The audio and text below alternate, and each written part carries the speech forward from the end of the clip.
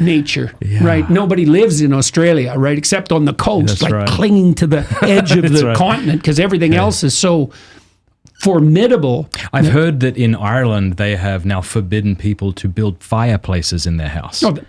Which there's lots of cities. Off. There's lots of cities that are doing that. Well, they're trying to ban gas appliances for the same reason. You know, Montreal in Canada, they were going to ban the wood burning ovens that there's a Jewish community in Montreal that's very long standing, and they make excellent bagels. They're famous, like New York bagels. Montreal bagels are famous too. And they cooked them in wood-burning ovens. They did the same thing in New York with the pizza ovens. You can't have a wood-burning fireplace. It's like, so these bloody nature worshippers, they'll take everything from you. Do you know what the C40 consortium is? No. I've heard of it, but I don't know enough about it. Yeah, well, they're a lot of fun. You can look them up. Yeah. It's a consortium of municipalities, 40 of the biggest cities in the world. They've all signed on to this. Okay. So what's their agenda? You can't even believe this is true. Like, it sounds like a conspiracy theory. Yeah. I've read the documents like 3 times because I read them, and then 2 months later I think, there's no bloody way that can be right. 1 short-haul flight per person every 3 years. Yeah. Right? 95% reduction in private automobile ownership. You know this idea we're going to have electric cars? Yeah. Everyone knows the grid can't withstand that. Okay. So what's the plan? You don't need a car, buddy. Yeah. Stay where you are. You ordinary person, you don't need a car. That's way too much. You're cluttering up the planet. No meat consumption. I know. No meat consumption. I'm in Europe right now. Yeah. And everywhere we go, it feels like people are evangelizing veganism to us. Yeah. Well, and finally, 3 items of clothing a year. That's their plan. No. Absolutely. 100%. 3 items of clothing. C40. 3 items of clothing. How much bloody clothing do you need? The planet's at stake. And you need to drive? What makes you so special? Yeah. What puts you above the rats and the weeds, exactly? Stay home, watch porn, and get Uber Eats from the electric car and just shut up, maybe. Yeah. Well, you get Uber Eats. What are you going to get? You're roasted what? Mushrooms? Soy. Yeah, so you can grow breasts as a man. Yeah, this is like the C40 consortium.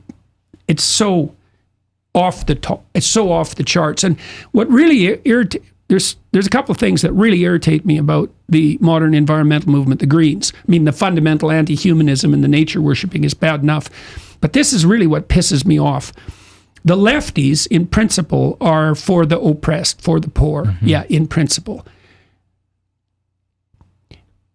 So what do? You restrict energy usage and you raise energy prices like they have in Germany. Okay, so who suffers? Well, obviously the poor. Now, how does that work? The economy is a pyramid. The people at the top have virtually everything. That's a Pareto distribution. That law that a few have, that's a fundamental law. It's not due to capitalism. It's way deeper than that. So a few rivers have most of the water. A few of the blood vessels in your body have most of the blood. A few stars have most of the stellar mass. A few planets have most of the planetary mass. Like it's an iron law of distribution. And it's related in some fundamental sense to the workings of entropy. It's been modeled with money, for example. So a few people end up with most, and that can be a social problem. Okay, now, so you have a pyramid. Few people at the top are hyper wealthy. It's not like they're sitting on sacks of cash, their money's distributed out in the economy. But then right at the bottom, you have a very large number of people who are barely hanging on. Right there, like one crisis away from catastrophe. 1% employment decline is a 5% increase in psychiatric hospitalization, right? Because these people at the bottom, they're just barely on the margin. Yeah. Crank up energy prices? Yeah. So that's the leftist solution. And so my observation with regard to that is, all right, so you bastards, when it comes down to it, you'll sacrifice the poor to facilitate your delusions of planetary messianism. That's your plan. And then you think, well, that's a little harsh, Dr. Peterson. It's like, really, is it? Are they pro or anti-nuclear? Well, they're anti-nuclear. Well, isn't that interesting? Because nuclear power, especially with the new technology, actually happens to be quite safe. The small reactors can't even melt down. Plus, they produce 0 carbon dioxide. So what's the agenda here? Exactly. Is it like human beings shouldn't exist?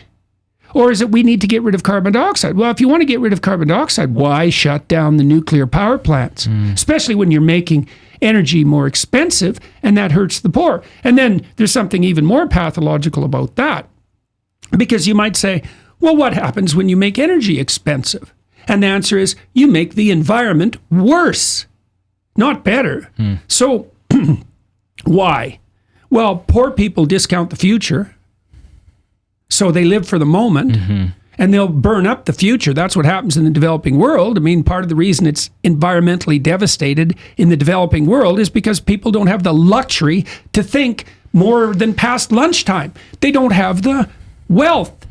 If you bring people up to $5,000 a year GDP, they start being concerned about the environment. So what's the solution? Drive energy costs down.